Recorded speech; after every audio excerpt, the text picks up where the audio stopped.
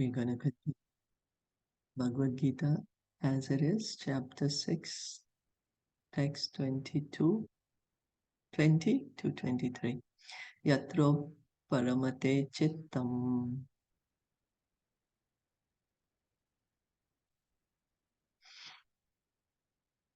nirudham yoga sevaya tatra chevatmanatmanam pashyan atmani tushyate sukham atyantikam yat buddhi grayam atindriyam iti yatra na chaivayam tataschalati tattvataha yam labdva cha param labham manyate natikam tataha yasmin sthito na dukkena gurunapi vichalyate tam vidya dukha samyoga viyogam yoga samjnitam.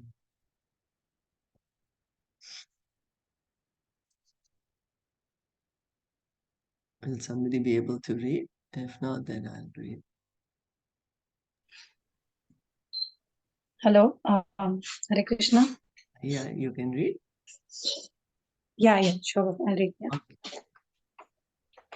Translation. In the stage of perfection called trance or samadhi, one's mind is completely restrained from material mental activities by practice of yoga. This perfection is characterized by one's ability to see the self by the pure mind and to relish and rejoice in the self. In that joyous state, one is situated in boundless transcendental happiness, realized through transcendental senses. Established thus, one never departs from the truth, and upon gaining this, he thinks there is no greater gain. Being situated in such a position, one is never shaken, even in the midst of greatest difficulty. This indeed is actual freedom from all miseries arising from material contact. By practice of yoga, one becomes gradually detached from material concepts. This is the primary characteristic of the yoga principle. And after this, one becomes situated in trance or samadhi, which means that the yogi realizes the super soul through transcendental mind and intelligence without any of the misgivings of identifying the self with the supreme, with the super self. Yoga practice is more or less based on the principles of the Patanjali system. Some unauthorized commentators try to identify the individual soul with the super soul, and the monists think this to be liberation, but they do not understand the real purpose of the Patanjali system of yoga. There is an acceptance of transcendental pleasure in the Patanjali system, but the monists do not accept this transcendental pleasure out of fear of jeopardizing the theory of oneness. The duality of knowledge and knower is not accepted by non dualists, but in this verse, transcendental pleasure, realized through the transcendental senses, is accepted. And this is corroborated by Patanjali Muni, the famous exponent of the yoga system. The great sage declares in his Yoga Sutras, Purushartha Sunyanam Gunanam Prati Prasava Kaivalam Swarupa Pratishtha Va Chiti Saktiriti. This Chitti Sakti or eternal potency is transcendental. Purushartha means material religiosity, economic development, sense gratification, and at the end, the attempt to become one with the Supreme. This oneness with the Supreme is called Kaivalam by monists. But according to Patanjali, this Kaivalam is an eternal or transcendental potency by which the living entity becomes aware of the constitutional position. In the words of Lord Chaitanya, this state of affairs is called Cheto Darpa Marjanam, or clearance of the impure mirror of the mind. This clearance is actually liberation, or Bhava Maha Davagni Nirvapanam. The theory of nirvana, also preliminary, corresponds with the principle. In the Bhagavatam, this is called Swarupena Vyavashtiti. The Bhagavad Gita also confirms the situation in this verse. After nirvana or material cessation, there is manifestation of spiritual activities or devotional service to the Lord, known as Krishna consciousness. In the words of Bhagavatam, Swarupena Vyavachiti, this is the real life of the living entity. Maya or illusion is a condition of spiritual life contaminated by material infection. Liberation from this material infection does not mean destruction of the original eternal position of the living entity. Patanjali also accepts this by his words, Kaivalyam Swarupar Pratishtha Va Chitti Saktir Iti. This Chitti Shakti or transcendental pleasure is real life. This is confirmed in the Vedanta Sat Sutra as Anandamayo Vyasat. This natural transcendental pleasure is the ultimate goal of yoga and is achieved by execution of devotional service or bhakti yoga. Bhakti yoga will be vividly described in the seventh chapter of Bhagavad Gita.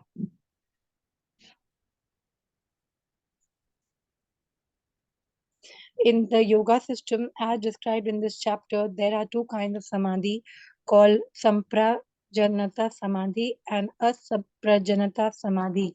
When one becomes situated in the transcendental position by various philosophical researches, he is said to have achieved samprajanata samadhi. In the asamprajanata samadhi, there is no longer any connection with mundane pleasure, for one is then transcendental to all sorts of happiness derived from the senses.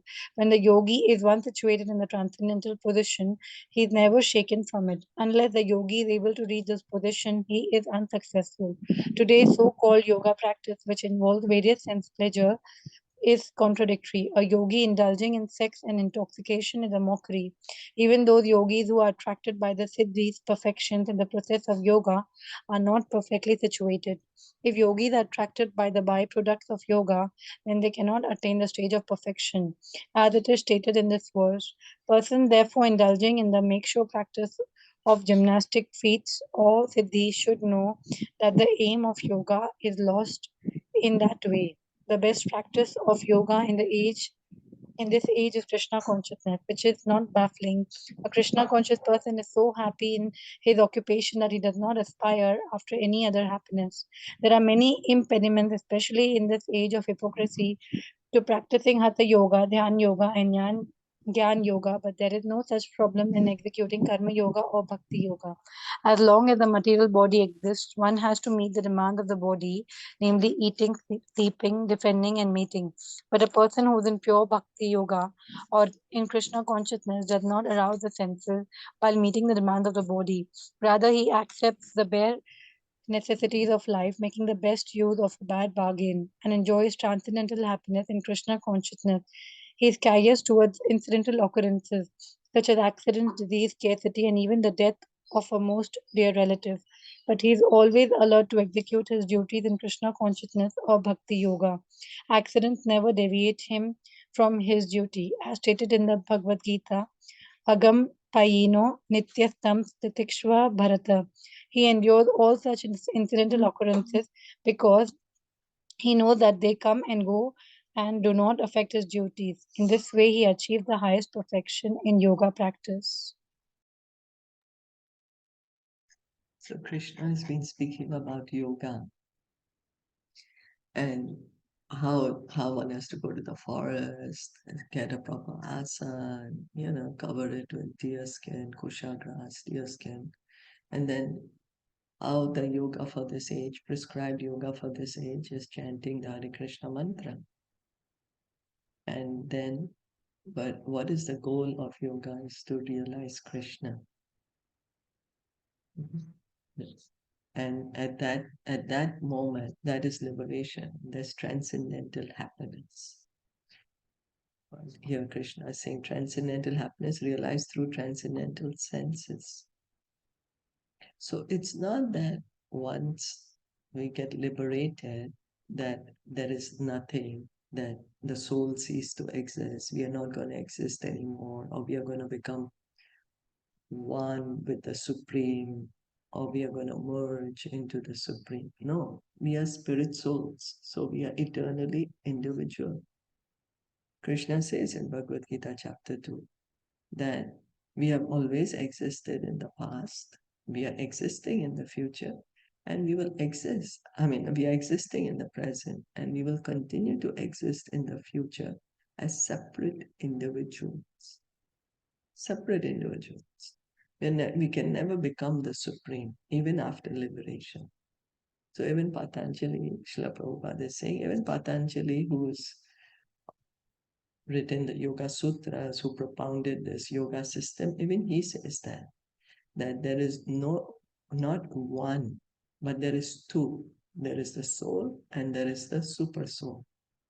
There is the living entity. We are all living entities. And then there is the uh, Supreme Lord.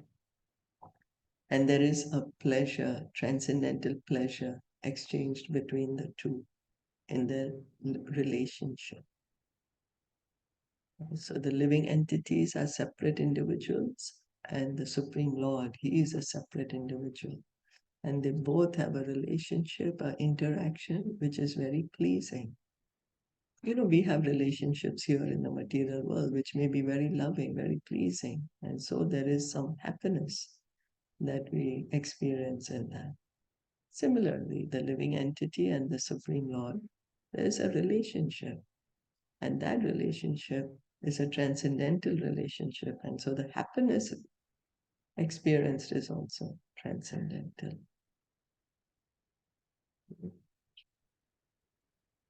So then Srila Prabhupada is pointing out that Lord Chaitanya, he says, what is the first effect that happens by chanting the Hare Krishna mantra? Cheto Darpana Marjanam, clearing the mirror of the mind.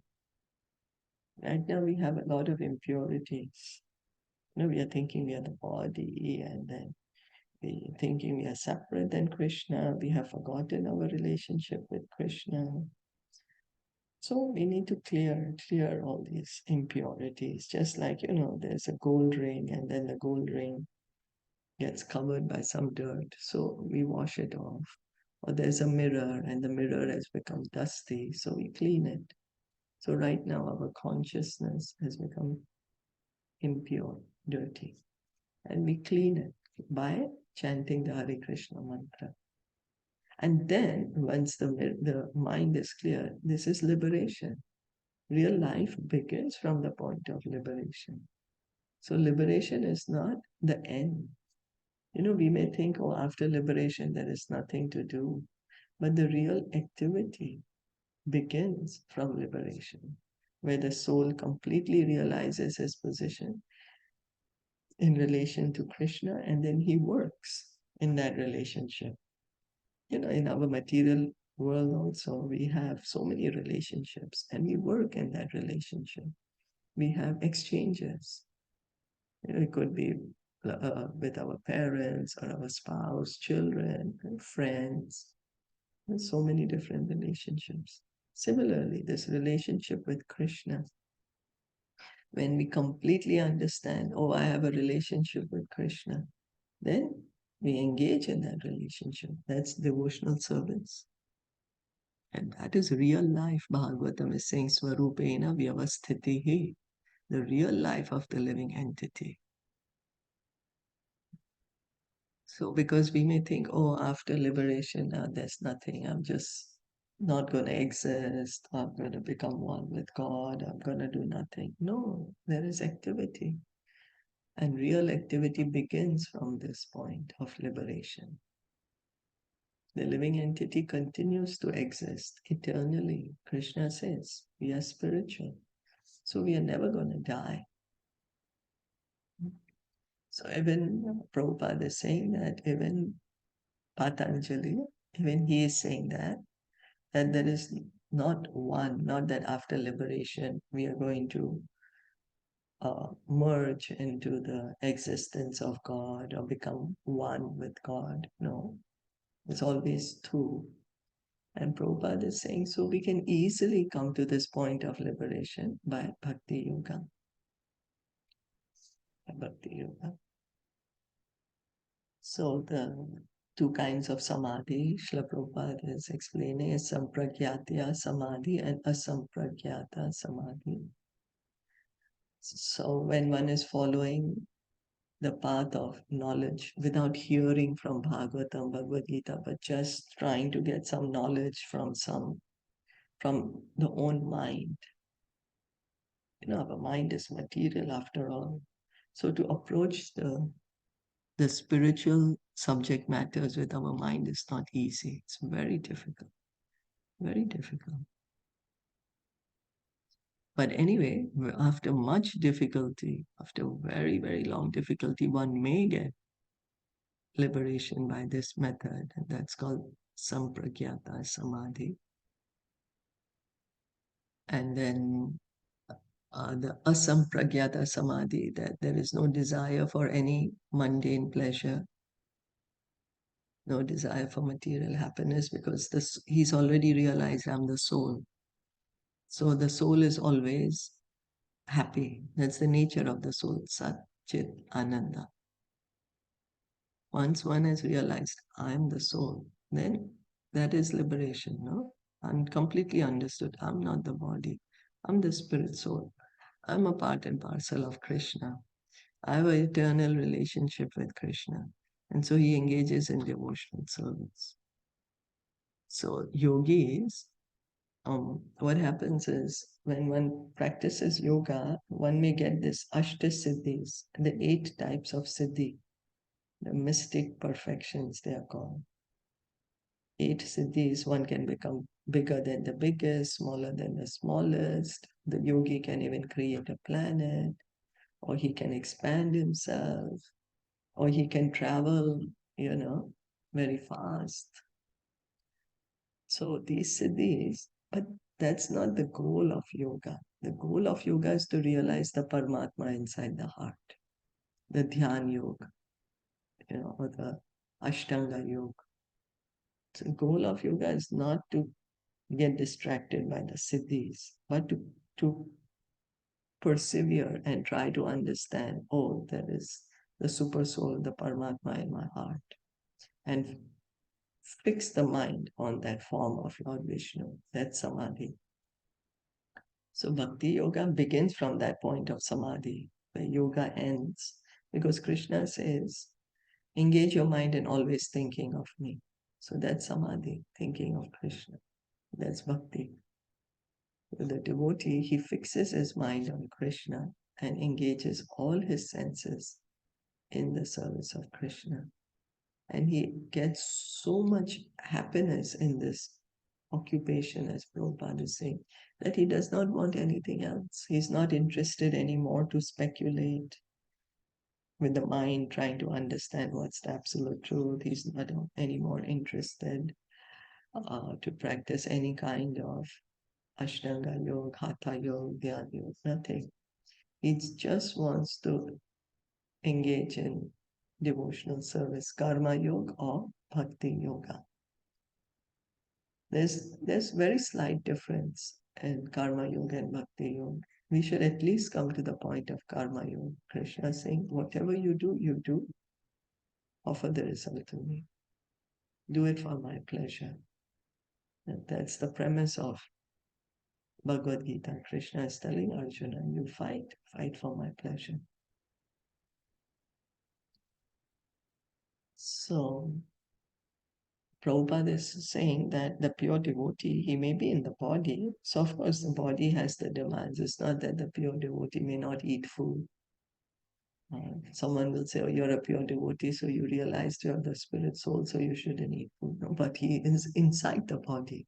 He understands, hey, I'm not the body, but I'm inside the body. And body is like a machine. It needs its maintenance, whatever it needs. It needs to eat, sleep, whatever is the necessity. So he does the necessities, but his consciousness is always with Krishna. His mind is fixed in Krishna. He's completely understood his relationship with Krishna. And so he understands that this is the material world. He understands the temporary nature of the material world. And he's happy. He's enjoying transcendental happiness in his relationship with Krishna. He's doing his duties in Krishna consciousness. He's always doing his hearing, chanting, worshipping, no matter what's happening outside. The material circumstance keep changing. Material circumstance, sometimes there is happiness, sometimes there's distress. Or whatever is the outside situation, he continues his service to Krishna. He continues engaging, hearing and chanting. Why? Because he knows that these temporary things will come and go. But he knows that his duty is to please Krishna, engage in pleasure of Krishna by hearing, chanting, remembering, offering prayers, worshipping the deity. He is completely situated in his position, constitutional position. This is liberation. And so the activities of pure devotional service is on the liberated platform. The pure devotee is liberated and his activities are on the liberated platform. Is that okay? Yes. So we can understand that when we say mukti, it's not that it's the end, it's the beginning of real life. Liberation is the beginning of real life. Not that we merge and become one with God after we give up the body. But in fact, we are in the relationship with God, a loving relationship, and we are doing activity in that relationship. Esa nischayena yoktavyo Sa nishchayena yoktavyo yogo nirvinachetasa yogo nirvena chetasa sankalpa prabhavan kamans sankalpa prabhavan kama tyaktva sarvan asheshatah tyaktva sarvan ashishchata manasa manasaivendriyagramam manasa vendriya gramam viniyamya samantata. viniyamya samantata. Translation. One should engage oneself in the practice of yoga with determination and faith and not be deviated from the path. One should abandon without exception all material desires born of mental speculation and thus control all the senses on all sides by the mind. The yoga practitioner should be determined and should patiently prosecute the practice without deviation. One should be sure of success at the end and pursue this course with great perseverance, not becoming discouraged if there is any delay in the attainment of success. Success is sure for the rigid practitioner. Regarding Bhakti Yoga, Rupa Goswami says, Uttasahan Nishchayat Dhairyat Tat Tat Karma Pravartanat Sangatyagat Sato Vritte Sadbir Bhakti Prasiddhyati. One can execute the process of Bhakti Yoga successfully with full hearted enthusiasm, perseverance, and determination by following the prescribed duties in the association of devotees and by engaging completely in activities of goodness. As for determination, one should follow the example of the sparrow who lost her eggs in the waves of the ocean. The sparrow laid her eggs on the shore of the ocean, but the big ocean carried away the eggs on its waves. The sparrow became very upset and asked the ocean to return her eggs. The ocean did not even consider her appeal. So the sparrow decided to dry up the ocean. She began to pick out the water in her small beak, and everyone laughed at her for her impossible determination. The news of her activity spread, and at last Garuda, the gigantic bird carrier of Lord Vishnu, heard it. He became compassionate towards his small sister bird, and so he came to see the sparrow. Garuda was very pleased by the determination of the small sparrow, and he promised to help. Thus Garuda at once asked the ocean to return her eggs, lest he himself take up the work of the sparrow. The ocean was frightened at this and returned the eggs. Thus the sparrow became happy by the grace of Garuda. Similarly, the practice of yoga, especially bhakti yoga and Krishna consciousness, may appear to be a very difficult job. But if anyone follow the principles with great determination, the Lord will surely help. For God help those who help themselves. So Krishna is saying, engage in yoga with determination and faith. He's saying, engage, don't give up. Engage in practice of yoga. And then he's saying, one should abandon without exception all material desires born of mental speculation and control the senses. So all our material desires are coming because of our mind. But now we are so attached to our mind, we are so attached to our desires, we are not able to give it up. So what to do? We still continue with determination and faith to hear and chant. And gradually, as Lord Chaitanya says, our heart will be cleaned. Cetodarpana marjana, the consciousness will be clean. Because Krishna is saying abandon all material desires because they are born of mental speculation. And in this way control the senses. But we may say we have so many material desires, what do you want me to do? I'm not able to give them up. But we just continue to hear and chant with determination, with faith. And Srila Rupa Goswami is one of the Goswamis of Vrindavan. He's the leader of the Goswami.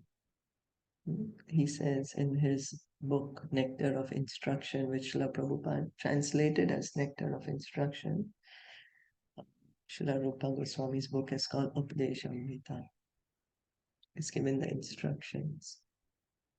So he's saying we should have determination, we should have enthusiasm, we should have patience.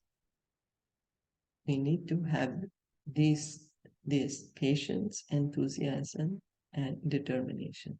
So for any endeavor, we see we even set up a material goal, then we set up a goal, then we are determined that we are going to do it, and then we are patient to get the result because we know we may not get the result in 1 day, 2 days. Depends what's the goal, no? So we need the patience, and then we enthusiastically carry on. Whatever our goal may be, maybe our goal is I want to train to run a marathon, for example. So we may train, it may take us time, or we may train that I want to become an expert cook, or whatever, we may make our own goal. Similarly, the practice of bhakti also, we need, we need determination, enthusiasm, and patience, and in the association of devotees. Very important, always in the association of devotees, hearing and chanting in the association of devotees. Why? Because the devotee is always hearing and chanting. So in the association of devotees, hearing and chanting becomes very pleasing. It becomes more easier. It becomes easier. So determination, Srila Prabhupada is giving the example of the sparrow. The ocean took away her eggs, and the sparrow, she's very tiny, no? But she was determined to get her eggs back. She told the ocean, I'm going to dry you up. So one by one drop of water she was trying to take up. So the ocean is like, what you're doing, it's an impossible task. You're never gonna be able to do it. But the sparrow was determined, no matter what, I'm gonna do it. And seeing her determination, she attracted the mercy of Garuda. It was impossible for her to do it, but she was determined. And seeing her determination, Garuda came and helped her. And if Garuda were to drink the ocean, of course, the ocean got scared and said, here, please take your eggs. Because the ocean knows Garuda can drink the ocean up in a minute. So then Prabhupada is explaining that to engage in bhakti yoga may be very difficult. But still, somehow or the other, if we are able to do it, Krishna will help. Krishna will see our determination and he will help. Prabhupada is saying God helps those who help themselves. Because if we sit down and say, oh, I can't do it, how will I do it? We make an attempt. Make an attempt, and Krishna will help in that attempt. You begin to hear and chant. Just begin. Just if we just say, okay, I want to chant Krishna, please help me, and Krishna will help. He's waiting for us to come back to him. So if we can just ask him for his help, he will surely help. Is that okay?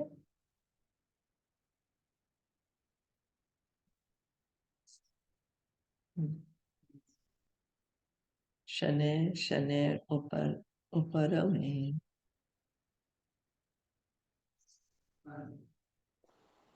Sanai Sanai Buddhya Triti Grihitaya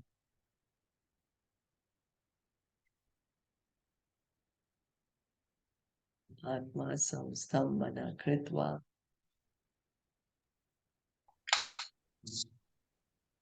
Na Kinchit Api Chintaye. Na Kinchit Api Chintaye. Translation.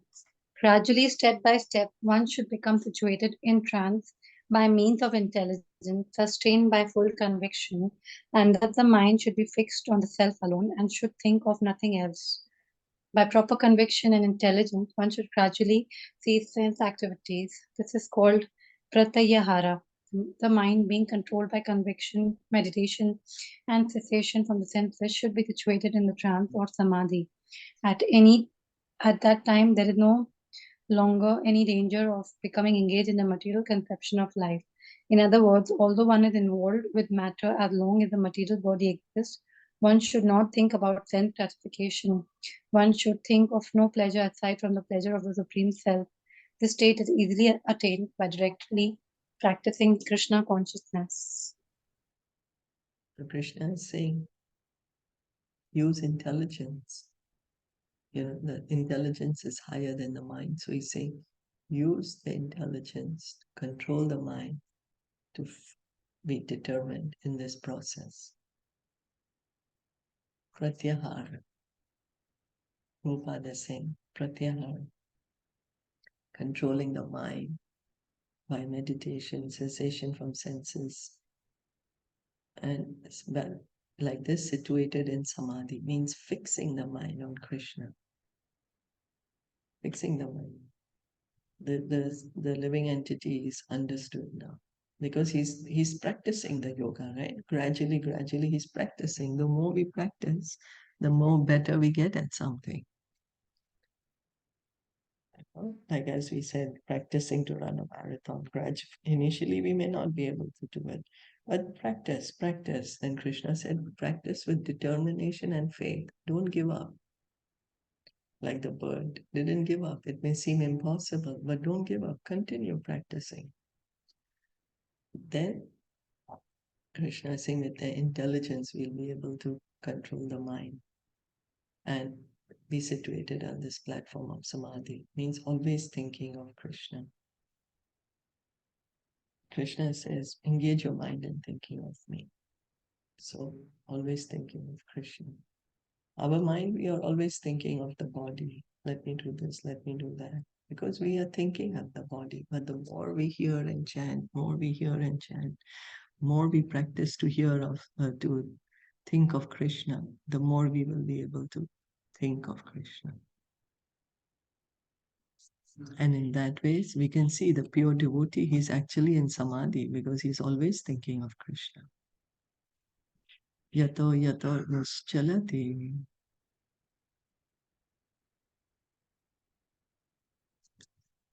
Manas chanchalam astiram. Manas chanchalam ashtiram. Tatastato niyam maitan. Tatastastu niyameyata. Atmani eva vasham naye. Atmani eva vatam naye. Translation. From wherever the mind wanders due to its flickering and unsteady nature, one must certainly withdraw it and bring it back under the control of the self. The nature of the mind is flickering and unsteady, but a self realized yogi has to control the mind. The mind should not control him. One who controls the mind and therefore the senses as well is called Goswami or Swami, and one who is controlled by the mind is called Godasa or the servant of the senses. A Goswami knows the standard of sense happiness. In transcendental sense happiness, the senses are engaged in the service of Rishikesha or the supreme owner of the senses, Krishna. Serving Krishna with purified senses is called Krishna consciousness. That is the way of bringing the senses under full control. What is more, that is the highest perfection of yoga practice. So the mind is chanchal. Chanchal, it just goes away everywhere. Very difficult to control. So Krishna is saying, yeah, that's the nature of the mind.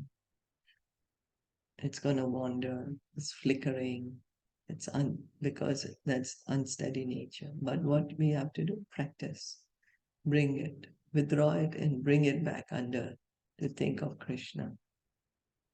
The mind may go somewhere else. Again, when we are chanting, mind is going somewhere else. Again, as soon as we realize the mind is gone somewhere else, oh, again, let me hear the mantra. Let me hear the mantra. The Krishna is saying like this: one who controls the mind is called a Goswami, and one who cannot control the mind, one who is controlled by the mind, is called Godas, servant of the senses. So the pure devotee, he knows, he controls his mind. How? He engages it in Krishna's service. He's hearing for Krishna, chanting for Krishna, cooking for Krishna, eating for Krishna, going anywhere for Krishna, doing anything for Krishna. So like this, his mind and senses are automatically controlled. Automatically. Krishna is called Rishikesh because he's the owner of the senses. We are thinking, I'm the owner of the senses. Body belongs to me, so senses belongs to me, so I should enjoy it anything I like. My eyes, I can do whatever I want to do with them. My ears, I can hear whatever I want. But they are not really our senses. Senses belong to Krishna.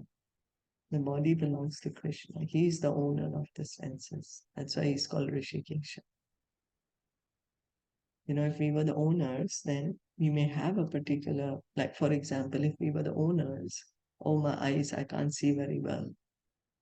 I need to wear glasses to see. So if the senses were under our control, oh, we should be able to see perfectly without anything, right? But we are not able to control the senses. So Krishna is the owner of the senses. And serving Krishna with purified senses is called Krishna consciousness. Rishikena Rishikesha Sevanam Bhakti Ruchyate. Engaging the senses in the service of Krishna, who is the master of the senses. Service to Krishna begins by tongue, by chanting the Hare Krishna mantra, by tasting Krishna prasad.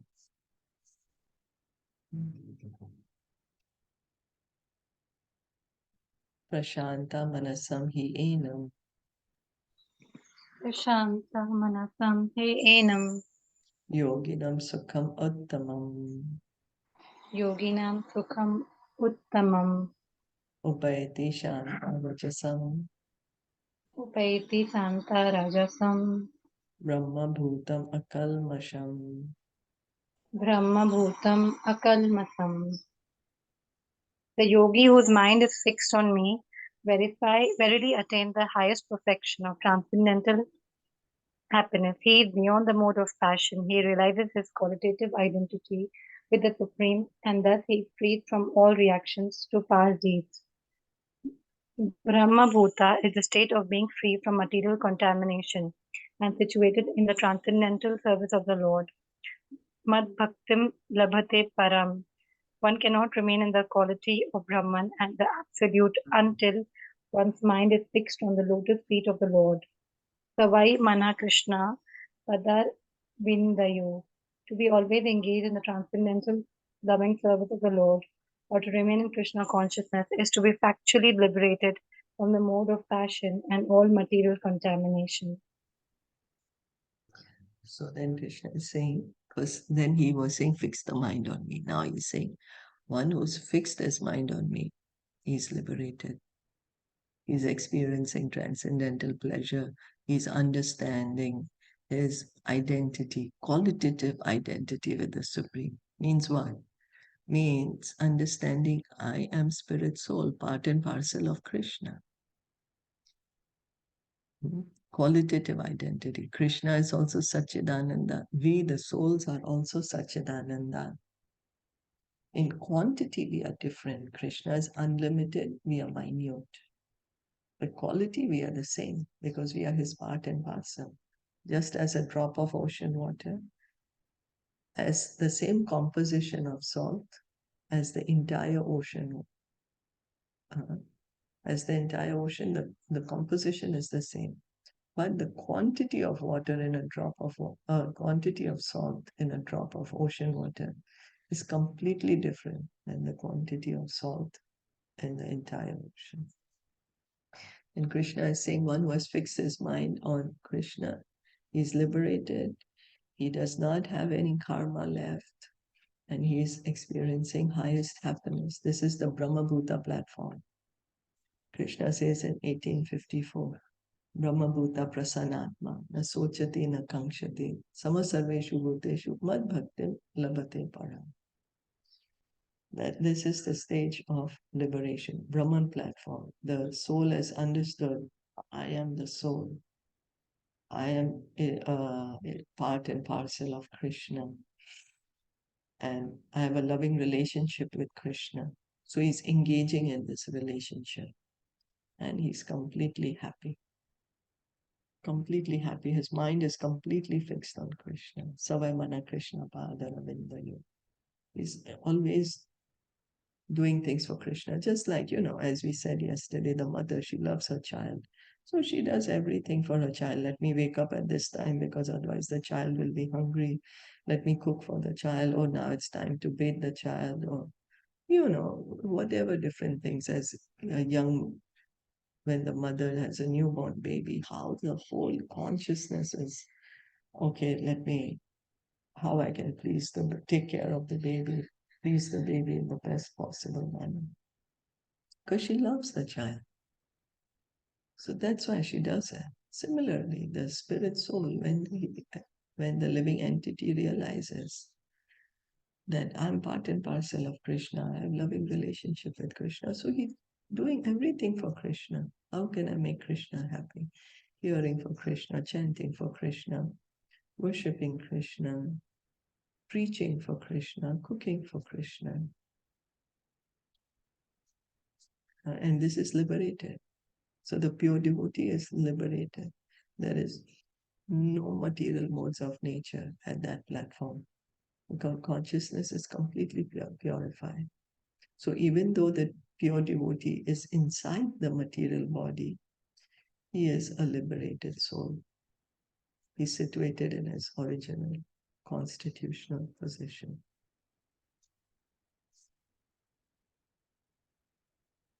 Yunjan evam sadatmanam Yunjan evam sadatmanam yogi vigata kalmasha yogi vigata kalmasa sukhena brahma samsparsham sukhena brahma samsparsham atyantam sukham ashnute. atyantam sukham ashnate. Translation: that the self-controlled yogi constantly engaged in yoga practice becomes free from all material contamination and achieves the highest stage of perfect happiness in transcendental loving service to the Lord. Self-realization means knowing one's constitutional position in relationship to the Supreme. The individual soul is part and parcel of the Supreme, and his position is to render transcendental service to the Lord. This transcendental contact with the Supreme is called Brahma Samparsha. So self-realization. Srila Prabhupada is explaining to us what does self-realization mean. To understand our position. Who am I? Not that we are thinking I'm going to become this one or that one. No, that's not self realization then, because then again, the desire is there to become something else. We have to understand who we truly are. What? Who am I? What is my relationship with God? Who is God? So, this is self realization when we can understand that we are spirit souls, part and parcel of Krishna, and we have a loving relationship with Krishna, a very loving relationship. And in that relationship, there is activities, love based on love. Huh? When we are saying transcendental service, it's not like the material world where we are serving on the material platform. Service on the material platform sometimes may be pleasing, sometimes not so pleasing. But we cannot understand this spiritual transcendental service by our material conception. No, spiritual is completely based on love. It's full of happiness. And so this Prabhupada is explaining this transcendental contact with the Supreme is called Brahma Samsparsha. Brahma Samsparsha. Because he's always in touch with the Lord. He's always thinking of the Lord. His consciousness is always with the Lord.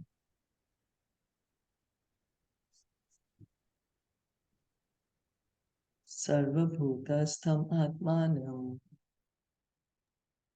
सर्वभूतस्थम् आत्मानं Sarvabhutani Chatmani सर्वभूतानि चात्मनि Ikshate Yoga Yuktatma इक्षते योगायुक्तात्मा Sarvatra Samadarshana. सर्वत्र समादर्शनः. Translation: A true yogi observes me in all beings and also sees every being in me. Indeed, the self-realized person sees me, the same Supreme Lord, everywhere. A Krishna-conscious yogi is perfect seer because he sees Krishna, the Supreme, situated in everyone's heart as Super Soul Padmatma. Ishvara Sarva Bhutanam Hridvete Arjuna Tishati. The Lord in his Paramatma feature is situated within both the heart of the dog and that of the Brahmana. The perfect yogi knows that the Lord is eternally transcendental and is not material affected by his presence in either a dog or a Brahmana. That is the supreme neutrality of the Lord. The individual soul is also situated in the individual heart, but he is not present in all hearts. That is the distinction between the individual soul and the super soul. One who is not factually in the practice of yoga cannot see so clearly. A Krishna conscious person can see Krishna in the heart of both the believer and non believer. In the Smriti, this is confirmed as follows: At tat savak cha matra matritva cha atma hi paramo hari. The Lord, being the source of all beings, is like the mother and the maintainer. As the mother is neutral to all kinds of children, the Supreme Father or Mother is also. Consequently, the Super Soul is always in every living being. Outwardly, also, every living being is situated in the energy of the Lord. As will be explained in the seventh chapter, the Lord has primarily two energies, one spiritual or superior and a material or inferior. The living entity, although part of the superior energy, is conditioned by the inferior energy. The living entity is always in the Lord's energy. Every living entity is situated in him in one way or another. The yogi sees equally because he sees that all living entities, although in different situations according to the results of fruitive work, in all circumstances remain the servants of God. While in the material energy, the living entity serves the material senses, and while in the spiritual energy, he serves the Supreme Lord directly. In either case, the living entity is a servant of God. This vision is equality is perfect in a person in Krishna consciousness. So then Krishna is saying, how does a pure devotee see? So what does a pure devotee see? That is, pure devotee is seeing everyone as a part and parcel of Krishna, because he's understood his own position as part and parcel of Krishna. And he understood that everyone else is also part and parcel of Krishna. And that the same Paramatma is there in the heart of every living entity. The Paramatma is in the heart of the dog, and also the Paramatma is in the heart of the Brahmana. But the Paramatma is never affected. Paramatma is Paramatma. He is not affected by which individual he is accompanying. Just as the soul is always Satchidananda, doesn't matter which body we are. The Paramatma also is never affected. So Krishna is equal. He's not saying that, oh, because you're going to take a body of a dog, I will not enter your heart. He's not saying that. He's coming. He's there in our heart even when we are in body of dog. And he's in our heart even when we are in body of demigod. No matter which body we take, Krishna always accompanies us. The material body, it is inferior energy. The material world is inferior energy because it's not conscious.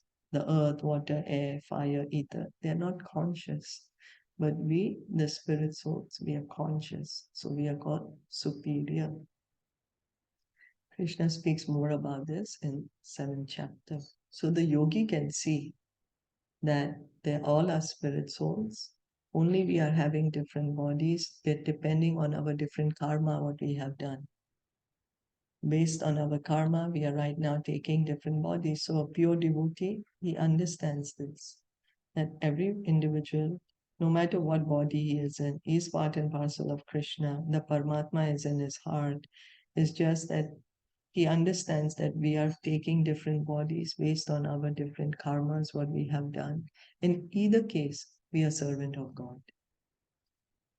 Because even though we are thinking that we are separate than God, like we are serving the material energy. And in this way, we are serving Krishna. The material, we may be serving our own senses, material senses, but who the senses belong to Krishna. So we may be serving Krishna directly or indirectly, but we are servants always of Krishna, of God. We may realize it or not. When we engage in bhakti, we are directly engaging in service to Krishna. When we engage in material activities, we are engaging Krishna indirectly, because Maya Devi is also Krishna's servant. This material nature is belongs to Krishna, the senses belong to Krishna, the body belongs to Krishna. So in either case, the living entity, we are serving Krishna. And the pure devotee understands this perfectly, because he understands things as they are in the constitutional position. Is that okay? Yes. Yeah. So let's stop here for today. Thank you so much for listening and joining in. Thank Shri you, Hare Prabhupada ki Krishna. jai, Gaur Bhakta Vrinda ki jai, Hare